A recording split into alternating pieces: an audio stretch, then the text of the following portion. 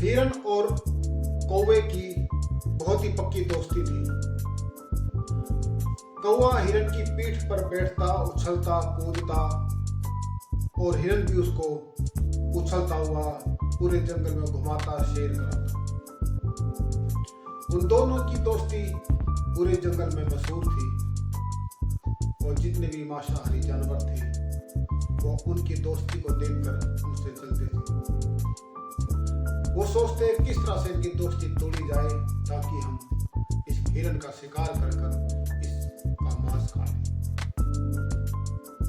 लेकिन कौवा हमेशा उस हिरन को बचा लिया करता। जब भी कोई जानवर हिरन के ऊपर हमला करने के लिए आता तो कौवा आकर उसको पहले ही बता दिया करता कि फलाना जानवर हमला करने के लिए आ रहा है, और हिरन जो वहां से भाग जाता।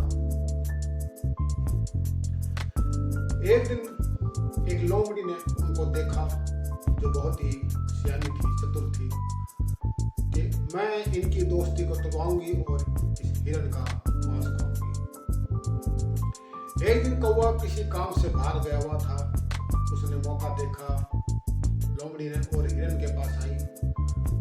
अरे हिरन जी, मैं भी दूसरे गांव से इस जंगल में आई हूँ, लेकिन मैंने यहाँ देखा कि मैं भी अकेली हूँ और आप भी अकेले हो, आपके साथ कोई नहीं है। आओ हम तुम दोनों दोस्ती कर लें। हिरन ने कहा कि मैं तुम्हें नहीं जानता हूँ। वो कहती है कि मैं भी नई आई हूँ, मैंने आपको देखा, आप यहाँ ये सूखी सूखी घास इस जंगल में खा रहे हो। मैं जहाँ से आई हूँ वहाँ रास्ते में एक बहुत ही अच्छा मैदान है, जहाँ पूरी मैदान में घास ही घास है और वो बहुत ही ताजी और हरी घास है जो किसी ने बोई हुई है। मैं आपको वो जगह दिखा देती हूँ और आप वहाँ पर पेट भरकर खा लेना।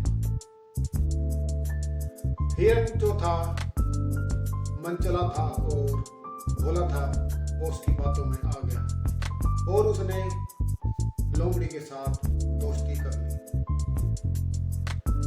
इतने में जब कौवा आया और उसने देखा कि हिरन लोमड़ी के साथ उछल कूद कर रहा है, उसने दोस्ती कर ली इसके साथ, तो उसने लोमड़ी के जाने के बाद हिरन को कहा कि तुमने इस लोमड़ी से दोस्ती करी है, मुझे इसके इरादे अच्छे नहीं लगते हैं। हिरन कहता है कि नहीं, तुम भी तो मेरे दोस्त हो, वो भी मेरी दोस्त है। जिस तरह से मैं तुम पे भरोसा करता हूँ उसके ऊपर भी मैंने भरोसा किया है। तुम मेरी दोस्ती पर शक ना करो, मैं बहुत ही समझदार हूँ। कौवा वहां से चला जाता है अपना, उसको समझाकर कि हिरन को कोई समझाने का फायदा नहीं है।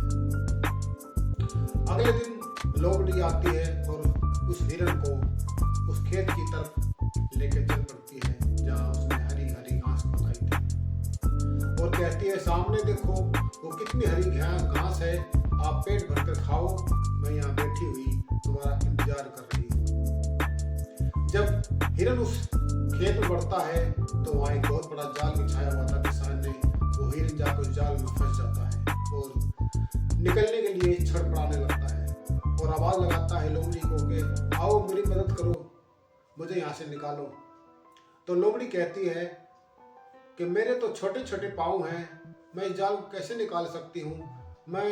रुको, मैं किसी को बुला कर लाती हूँ मदद के लिए, वही आपको जाल से निकालेगा। और ये कहकर लोमड़ी एक झाड़ी के पीछे छुप जाती है और सोचती है जब किसान आएगा और इस हिरन को मार के खाएगा तो थोड़ा बहुत मांस मुझे भी जरूर मिल जाएगा, और उस किसान के आने का इंतजार करने लगती है। वो छटपटन लगता हिरन। इतने में कौवा उड़ता हुआ वहां से जाता और देखता उस हिरन को, अपने दोस्त को, तो नीचे उतर कर कहता है कि मैंने पहले ही कहा था कि इस लोमड़ी पे भरोसा ना करो, लेकिन तुमने मेरी बात नहीं मानी। तो हिरन उसको कहता है कि मुझे अपनी गलती का अंदाजा हो गया, लेकिन अब मुझे यहाँ से निकालो। तो कौवा उसको कहता है कि एक काम करो, किसान आने वाला है और जब वो किसान यहाँ पर आएगा तो तुम एकदम निढाल होकर पड़ जाना, ताकि किसान को लगे कि तुम मर चुके हो, और वो जाल उठाएगा तो तुम वहाँ से भाग लेना। हिरन उसकी बात समझ गया और जब किसान वहाँ पर आता है तो हिरन बिल्कुल निढाल होकर लेट जाता है। किसान समझता है कि हिरन तो मरा हुआ है और जाल को खींचता है। अचानक जाल खींचते ही हिरन वहाँ से दौड़ लगा देता है। किसान को गुस्सा आता है और वो कुल्हाड़ी हाथ में जो थी उसके वो फेंक कर मारता है हिरन के। हिरन की चाल तेज थी, वो कूद के निकल जाता है, लेकिन जो लोमड़ी झाड़ी के पीछे थी उसने मुंह निकाला ही था कि कुल्हाड़ी जाके उसके सर में लगती है और वो लोमड़ी वहीं ढेर हो जाती है। तो इस कहानी का मतलब ये आया है कि जब भी हम किसी के लिए जाल बिछाते हैं तो हमेशा उस जाल में हम ही फंस जाते हैं। हम हर रोज किसी दूसरे का सत्यानाश करने के लिए, उसका नुकसान करने के लिए कोई ना कोई योजना बनाते रहते हैं, लेकिन कुछ दिन बाद वही योजना हमारा नुकसान का कारण बनती है। जब भी आपका कभी नुकसान हो तो थोड़ा ध्यान लगाकर सोचना और समझना, कहीं आपने किसी के लिए कोई जाल तो नहीं बिछाया था।